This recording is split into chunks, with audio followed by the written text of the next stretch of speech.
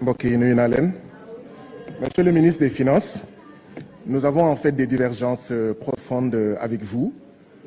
Aujourd'hui, le débat d'orientation budgétaire est un exercice pendant lequel, en principe, les députés devraient dire ajoutez ceci, réduisez cela, réorientez cela. Oui, nécessairement qu'il y a ces aspects-là à réorienter, à augmenter, à diminuer ici. Mais fondamentalement, nous pensons que le problème, il est ailleurs. D'ailleurs, ma première préoccupation, monsieur le ministre des Finances, est celle-ci.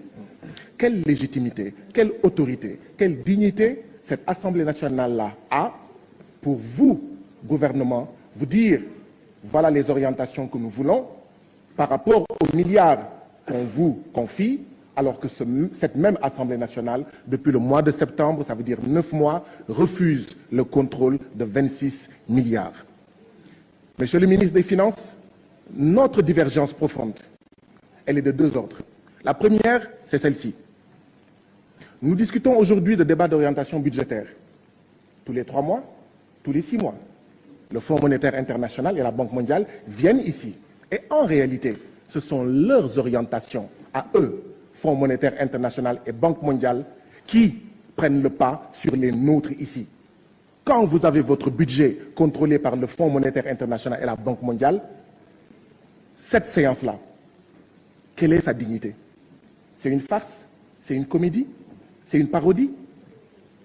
En réalité, vous le savez, je le sais, notre budget est contrôlé par le Fonds monétaire international et la Banque mondiale. Quand vous avez votre monnaie contrôlée par la France, qu'est-ce que vous avez comme marge de manœuvre pour satisfaire les préoccupations des Sénégalais égrenées ici par tous mes prédécesseurs collègues? Monnaie contrôlée par la France, budget contrôlé par le Fonds monétaire international et la Banque mondiale, accord léonin signé qui donne la part belle en réalité à l'étranger plutôt qu'au Sénégal. Tapis rouge déroulé aux multinationales étrangères et qui laisse la portion congrue au patronat sénégalais, aux entreprises sénégalaises. C'est pourquoi, je vous le rappelle, encore aujourd'hui, 64% des petites et moyennes entreprises meurent avant 3 ans. C'est ça, en réalité, les difficultés auxquelles nous sommes confrontés. Et c'est ça qui explique le fait que sur les 300 000 nouveaux demandeurs d'emploi qui entrent chaque année sur le marché de l'emploi, vous n'arrivez à donner de l'emploi qu'à maximum 30 000 emplois. Donc 270 000 chômeurs qui meurent soit dans le désert du Sahara, dans la mer Méditerranée, dans l'océan Atlantique ou ailleurs.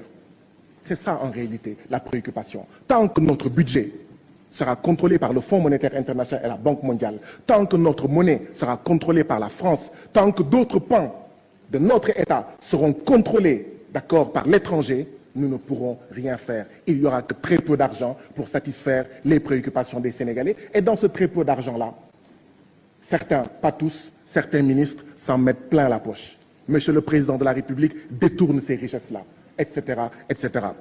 Monsieur le ministre des Finances, les recenseurs et contrôleurs du 5e recensement qui a été effectué, certains, pour ne pas dire beaucoup, n'ont toujours pas été payés, alors que la fête de Tabaski, c'est très bientôt. Monsieur le ministre des Finances, je vous exhorte à payer dans les meilleurs délais et avant la Tabaski ces agents recenseurs, ces agents, en fait, mes contrôleurs. Monsieur le ministre, dans le dernier recrutement à la fonction publique, il y a eu une vingtaine de personnes en situation de handicap qui ont été recrutées, alors que les 15% devaient amener ce nombre à autour de 150 personnes handicapées. Or, nous savons qu'il y a beaucoup de personnes handicapées qui, aujourd'hui, sont compétentes pour pouvoir travailler dans les ministères. Il faudrait, à mon avis, respecter cela. Il faudrait surtout inviter le président de la République à prendre dans les meilleurs délais les décrets d'application de la loi d'orientation sociale. Monsieur le ministre des Finances, les 93 000 étudiants de Dakar, après les événements tragiques qui se sont produits à l'université Cheikh Anta Diop, que nous ne soutenons pas, que nous n'encourageons pas, sont condamnés à faire le restant de l'année à travers des cours en ligne, alors que beaucoup de ces étudiants habitent dans ces villages où il n'y a pas le réseau téléphonique, alors que beaucoup de ces étudiants habitent dans des villages où il n'y a pas l'électricité. Et nous pensons que c'est menacer leur avenir en les conduisant à cela. Donc voilà moi ce que je voulais dire, Monsieur le ministre. vous de l'APR et de Benno Bokk Yakaar, cherchez un candidat. Merci, Macky Sall ne sera pas La candidat. parole est à notre collègue.